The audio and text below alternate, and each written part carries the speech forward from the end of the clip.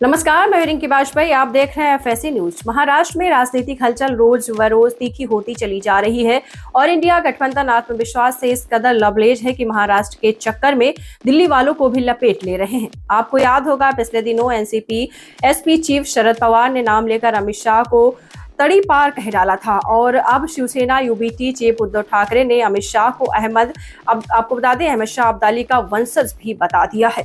अहमद शाह अब्दाली राजकीय वंशज अमित शाह अहमद शाह अब्दाली को परेशान होता तो अहमद शाह होता। अमित शाह के उद्धव यही नहीं रुकते, वो महाराष्ट्र के डिप्टी सीएम देवेंद्र फडणवीस को खटमल बता देते हैं। मतलब सोचिए कि जिसके पार्टी के अध्यक्ष बनने की चर्चा उड़ाई जा रही हो, उसको खटमल बताया जा रहा है और जो पहले अध्यक्ष रह चुका है उसको अहमद शाह अब्दाली का वंशज बताया रहे हैं। अरे नवाज शरीफ का केक खन रहे होगा तुमसे करना हमें हिंदू तो सिके, केवल कांग्रेस सोबत हम गेल हो, तुम ही नालायक पढ़ाने के लिए शंकराचार्य मना ले, विश्वासघात करने वाला हिंदू नहीं हो सकता, तो विश्वासघात तुम ही से सीख ले रहा। अब महाराष्ट्र में भयानक बवाल मचा हुआ है। पुणे में पार्टी कार्यकर्ताओं को संबोधित करते हुए उद्धव ठाकरे ने भारतीय जनता पार्टी पर पावर जिहाद करने का आरोप लगाया है।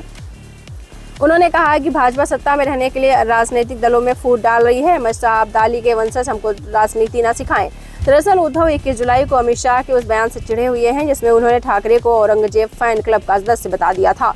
अमित शाह, आपको बता दें, अब्दाली राजकीय वंशज अमित शाह नाम अच्छा अब्दाली को परेशान होता तो हम अच्छा होता। अमित शाह ने कहा कि उद्धव ठाकरे उन लोगों के साथ बैठे हैं जिन्होंने वर्ष 1993 के मुंबई बम धमाकों के दोषी याकूब मेमन के लिए जीवन दान मांगा था।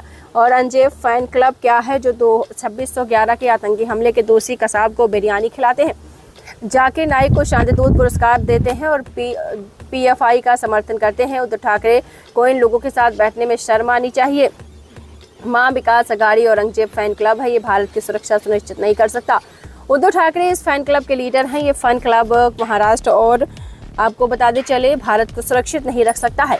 सबकी सुरक्षा सिर्फ भाजपा कर सकती है, अमित शाह ने कहा था। इसी पर उद्धव ठाकरे ने अमित शाह को अहमद शाह अब्दाली का वंशज बता दिया। अहमद शाह अब्दाली राजकीय वंशज अमित शाह अहमद शाह अब्दाली को परेशान होता तो अहमद शाह अब्दाली अमित शाह। उन्होंने कहा कि भाजपा के सहयोगी नीतीश कुमार और चंद्रबाबू नायडू हिंदुत्ववादी हैं। क्या अमित शाह बताएं उनका हिंदुत्व कैसा है? गृह मंत्री को संघ का हिंदुत्व माननीय है क्या? इस वजह से भाजपा ने जो शुरू किया वो पावर यानी सत्ता जिहाद है। आज सुधा चंद्रबाबू नायडू वहाँ का हिंदुत्व आदि मारू ने नीतीश कुमार एक हिंदुत्व डिमर से बटटैनी मुस्लिम चाचा काड़े झोले झाक तरुण आम ही आम तो संघ तो आम से हिंदुत्व कसा है ये जाहिर पढ़ाने संघ तो अरे पहले तुरंत तो कसे अमित शाह थे तेरी सांगरा। हमारा ठाकरे से पूछा गया कि क्या आपकी लड़ाई देवेंद्र फडणवीस से है? इस पर उद्धव ठाकरे ने कहा कि मैंने किसी खटमल को चुनौती नहीं दी है क्योंकि आपके पास इसके लिए क्षमा ही नहीं है, आपके पास इसके लिए क्षमता ही नहीं है। या तो आप रहेंगे या तो मैं रहूंगा। खटमलों को चुनौती नहीं दी जानी चाहिए, उन्हें अंगूठे से कुचल दिया जाता है, मसल दिया जाता है। इससे भाजपा के तन बदन में आग लग गई क्योंकि अहमद शाह अब्दाली महाराष्ट्र की राजनीति में सबसे बड़े खलनायकों में शुमार है। अब्दाली अफगानिस्तान में दुर्रानी साम्राज्य का संस्थापक था। 14 जनवरी 1761 को अब्दाली की फौज और सदाशिव राव के नेतृत्व में मराठों के बीच लड़ाई हुई।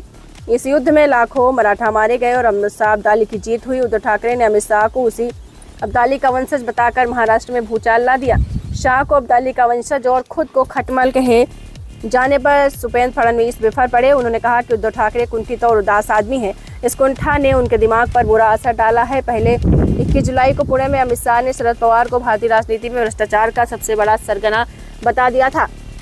इसके अगले ही दिन यानी 22 जुलाई को शरद पवार ने हिसाब बराबर करते हुए अमित शाह को तड़ी पार बता दिया था।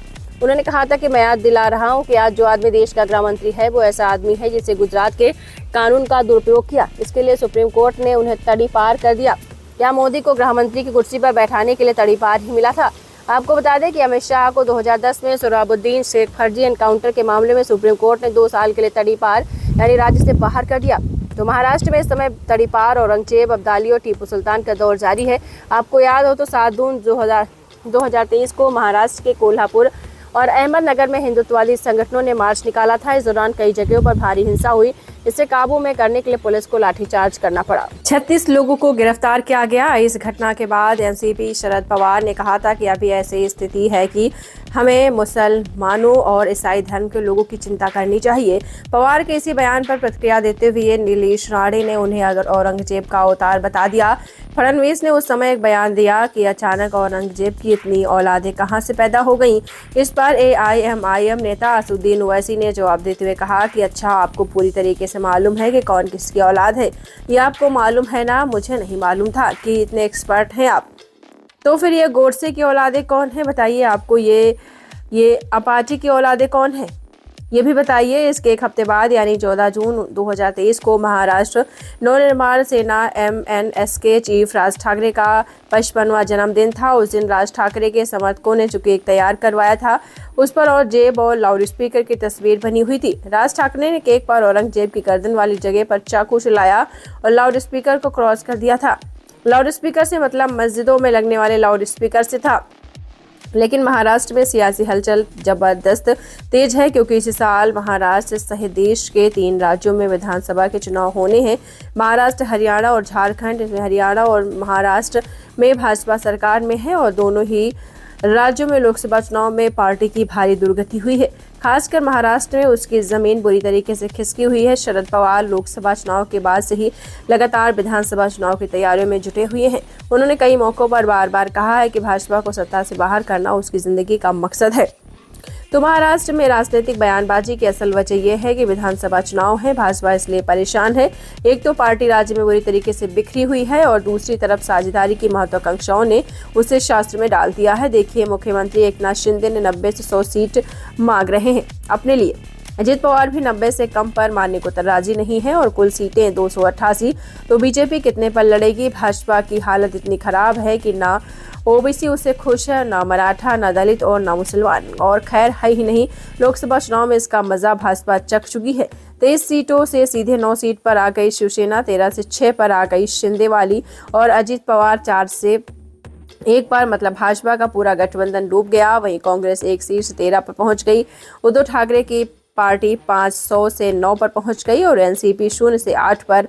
अब ना मोदी की समझ में आ रहा है कि महाराष्ट्र में क्या करना है। जेपी नड्डा की समझ में आ रहा है कि क्या करना है और पार्टी के चढ़क के अमित शाह को तो उद्धव ठाकरे ने अहमद शाह अब्दाली का वंशज ही बता दिया। ये देवेंद्र फडणवीस तो उद्धव ठाकरे कह रहे हैं कि वो खटमल है और अब उनको मसल डालेंगे। पढ़ते रहिए fight against criminal daily newspaper.